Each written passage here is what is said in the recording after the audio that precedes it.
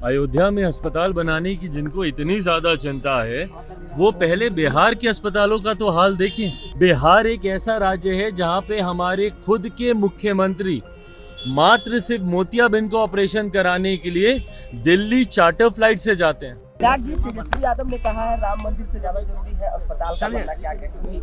भाई बिल्कुल बना है, किसने रोका है? किसने रोका है? पर बिहार के ही अस्पतालों का हाल बता देना। अयोध्या में अस्पताल बनाने की जिनको इतनी ज्यादा चिंता है, वो पहले बिहार के अस्पतालों का तो हाल देखें।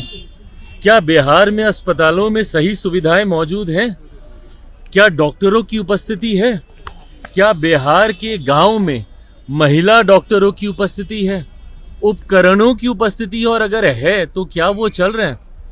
बिहार एक ऐसा राज्य है जिसपे देश ही नहीं दुनिया हंसती है कि मोतियाबिंद के ऑपरेशन में किस तरीके से मुजफ्फरपुर में आंखें निकालनी पड़ी 1 दर्जन से ज्यादा लोगों की।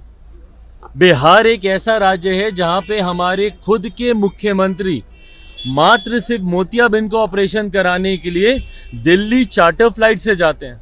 तो बिल्कुल सही कहा उप मुख्यमंत्री जी ने, बिल्कुल सही कहा कि अस्पताल की जरूरत मंदिरों से ज्यादा है, पर उस अस्पताल की जरूरत सबसे ज्यादा कहीं पर है तो वो बिहार में है, ना कि उत्तर प्रदेश में। सर, इंडिया गठबंधन के नेता जो है लगातार दावा कर रहे हैं कि अंदर खाने सब कुछ ठीक है, लेकिन जदयू के मंत्री संजय झा भी सीट शेयरिंग को लेकर के चिंता जाहिर कर रहे हैं और कह रहे हैं कि अगर ऐसी थी तो हम लोग 2 अक्टूबर को गांधी जयंती के अवसर पर भाई सीट शेयरिंग को लेकर वो चिंता क्या जाहिर करे? उन्होंने तो 2 प्रत्याशियों की औपचारिक घोषणा तक कर दी है और कई सीटों पर, मुंगेर जैसी सीटों पर तो सबको पता भी है कि भैया कौन कौन कहां से चुनाव लड़ेगा।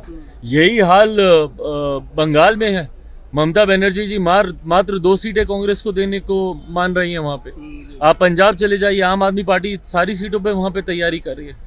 तो इन लोगों का ना सीटों का बंटवारा हुआ, जिस गठबंधन में इतने दिनों के बाद आज तक एक लोगो, एक निशान तक ये लोग फाइनल नहीं कर पाए, जहां पे ये लोग एक संयोजक तक अभी तक नियुक्त नहीं कर पाए, ऐसे में ये तमाम घटक दल एक साथ मिलकर चुनाव लड़ेंगे, ये होता नहीं दिख रहा। सर, एनसीपी के नेता हैं सर शरद पवार जी, जिन्होंने कहा है कि जिनके हाथ में सत्ता है वो गौमूत्र की बात करते हैं। भाई ये एक ऐसी सरकार है केंद्र में लंबे समय के बाद जो सही मायनों में सबका साथ, सबका विकास और सबके विश्वास की सोच के साथ आगे बढ़ रही है, और यही बौखलाहट दूसरों को है। कभी इनको राम मंदिर बनने में इनको परेशानी होती है, कभी इनको दूसरे विकास के कार्यों से इनकी बौखलाहट दिखती है। हकीकत है जितने विवादित मुद्दे रहे, भले वो महिला आरक्षण बिल की बात हो, भले वो राम मंदिर के निर्माण की बात हो, भले वो धारा 370 हटाने की बात हो, इन तमाम मुद्दों का निराकरण इस सरकार के द्वारा किया। इस बात की बौखलाहट इनकी बातों में दिखाई देती है। लौटे हैं, आपको नहीं लगता है कि जल्द एनडीए में भी सीट बंटवारा हो जाना चाहिए? आपका जो दावा रहा है कि भाई मैं तो लंबे समय से कह रहा हूँ कि बहुत एमिकेबली और ये चर्चाएं हो रही हैं। मेरी तो अभी परसों जब मैं विदेश में भी था, मेरी तब भी माननीय गृह मंत्री जी से मेरी फोन पे लंबी बातचीत हुई है। सीटों के बंटवारे को लेकर मुझे लगता है कि कम से कम एनडीए में कोई चिंता की बात नहीं होगी। लगातार कुमार पारस प्रधानमंत्री से भाई मैं उनके दल की बात नहीं कर सकता, मैं अपने दल की बात कर रहा हूँ। मेरे दल में जो बातचीत चल रही है संतोषजनक है। बिहार में सर क्राइम का ग्राफ लगातार जिस तरह को देखने को मिल रहा है, क्या कहेंगे सर? भाई बिहार में आप पूछ रहे हैं कि क्राइम बढ़ रहा है और मेरे मुख्यमंत्री संयोजक बनने के लिए चिंतित है, और अफसोस की बात यह है कि वही मेरे प्रदेश के गृह मंत्री भी हैं। एक शब्द सुना उनके मुंह से बिहार में बढ़ते अपराध को लेकर? एक किसी आपराधिक घटना पे गए?